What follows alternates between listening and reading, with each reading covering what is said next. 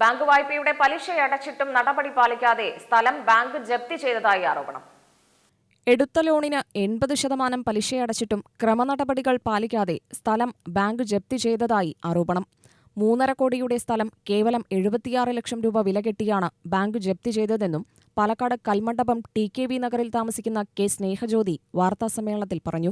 കഞ്ചിക്കോട് കാനറ ബാങ്കിൽ നിന്നും solar and wind mill business നടത്താനാണ് 50 ലക്ഷം ലോണെടുത്തത്.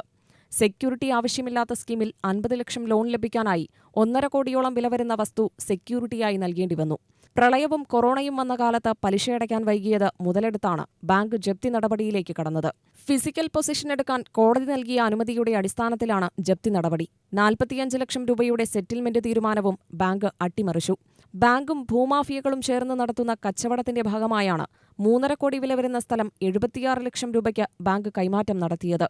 തന്റെ സ്ഥലത്തിന് സമീപമുള്ള സർക്കാർ സ്ഥലവും സ്ഥലം ബാങ്ക് മുഖാന്തരം ഏറ്റെടുത്ത വ്യക്തികൾ കൈവശപ്പെടുത്തിയിട്ടുണ്ട്.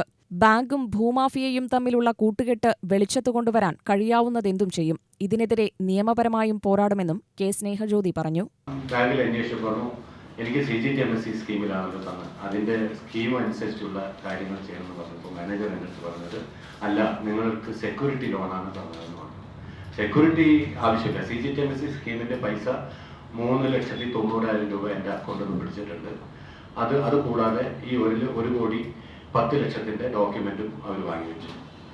അതിനുശേഷം 2018 ആവുമ്പോഴേക്കും ഈ ഇതിലുള്ള എമൗണ്ട് കൂടി വന്നു.